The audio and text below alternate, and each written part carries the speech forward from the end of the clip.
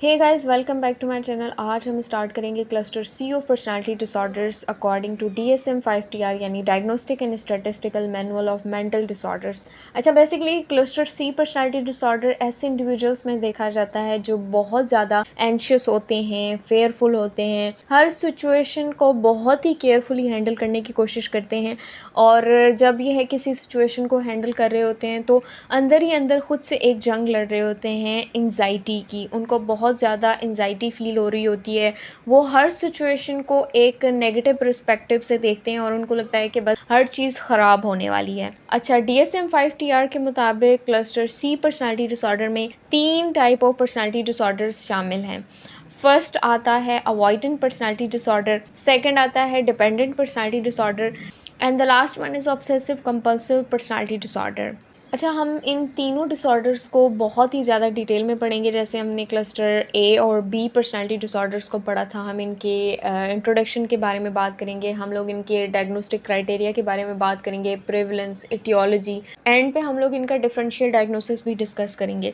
लेकिन अभी मैं हर डिसऑर्डर का आप लोगों को एक छोटा सा इंट्रोडक्शन दूंगी ताकि आप लोगों को थोड़ा सा आइडिया हो कि कौन सा डिसऑर्डर किस चीज़ के बारे में। अच्छा, अवॉइडेंट पर्सनालिटी डिसऑर्डर यानी AVPD, ये उन इंडिविजुअल्स में देखा जाता है जो सोशल सिचुएशंस में एक्सट्रीम डिस्कम्फर्ट शो करते हैं।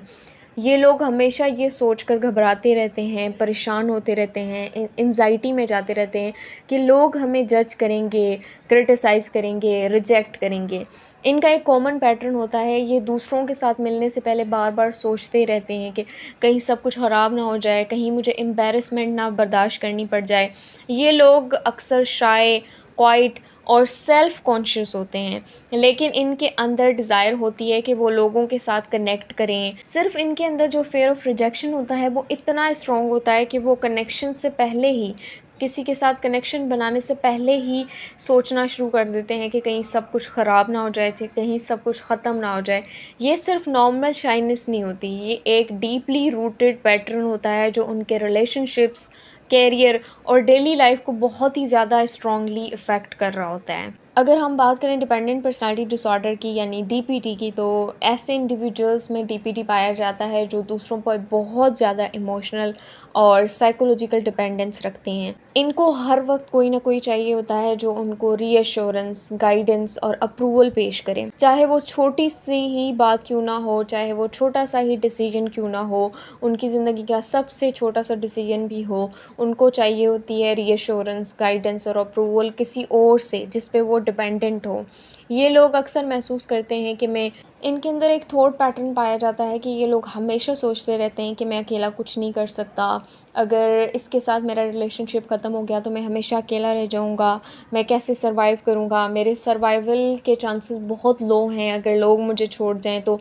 वो लोगों के साथ इतने ज़्यादा अटैच हो जाते हैं इमोशनली और साइकोलॉजिकली कि उनका फिर अकेले सर्वाइव करना बहुत ज़्यादा मुश्किल हो जाता है। अच्छा, ऐसे लोगों को लगता है कि वो बिना किसी के सपोर्ट के ज़िंदगी नहीं गुजार सकते, तो इस वजह से वो लोगों के साथ क्लंगी और सबमिसिव बिहेवियर दिखाना शुरू कर देते हैं, सिर्फ इस डर से कि कहीं वो अकेले ना रह जाएं।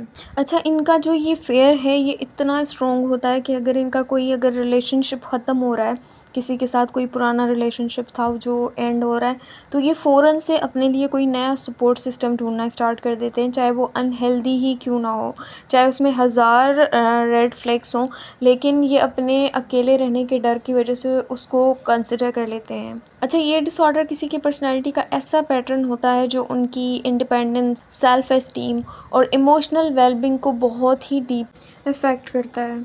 अच्छा, लास्ट आ जाता है obsessive compulsive personality disorder, OCPD। अच्छा, ऑब्सेसिव कंपल्सिव पर्सनालिटी डिसऑर्डर यानी OCPD उन लोगों में देखा जाता है जो हर चीज़ में परफेक्शन और कंट्रोल ढूंढते हैं।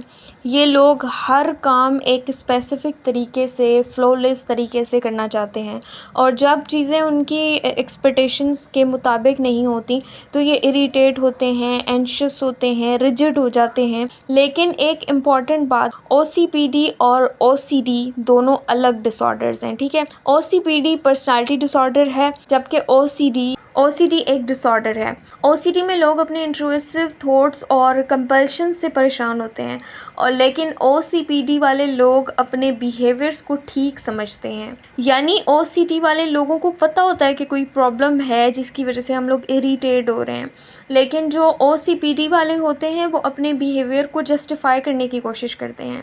उनको लगता है कि उनका तरीका ही सही है और दूसरे लोग केयरलेस और इररिस्पॉन्सिबल हैं, दूसरे लोग गलत करें।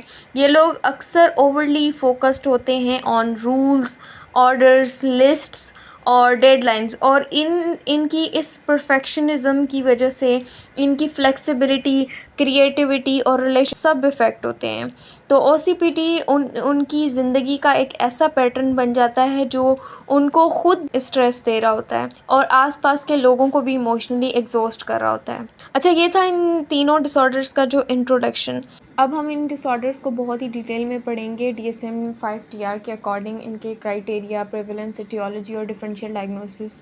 नेक्स्ट वीडियो से हम स्टार्ट करेंगे अवॉइडेंट पर्सनैलिटी डिसऑर्डर को डिटेल में पढ़ेंगे। मैं उम्मीद करती हूँ आप लोगों को इस इंट्रोडक्शन से इनके की डिफरेंसेस पता चल गए होंगे। इनकी कोर फीचर्स, इनका सोशल बिहेवियर और सेल्फ व्यू आपको क्लियर हो गया होगा। फिर भी आप लोगों को कोई बात समझ ना आई हो तो ड्रॉप करें कमेंट सेक्शन में।